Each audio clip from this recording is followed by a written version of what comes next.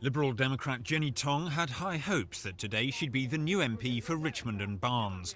Instead, Jeremy Hanley hung on to his seat for the Tories. Paddy Ashdown is today coming to terms with a series of similar disappointments, as the surge of support he hoped for in the capital failed to materialise. Simon Hughes was the only bright light in an otherwise gloomy election picture, trebling his majority in Southwark and Bermondsey. Today, he said many would-be supporters apparently believed Conservative claims that voting Liberal Democrat would bring in a Labour government. It's untrue, of course, because by voting Liberal Democrat, you put Liberal Democrats in. But I think that people perceive, the opinion polls showed in the last days that Labour might have been the largest party, might have won. And I think that people who would otherwise have come to us didn't want a Labour government, and therefore they went back to voting Tory.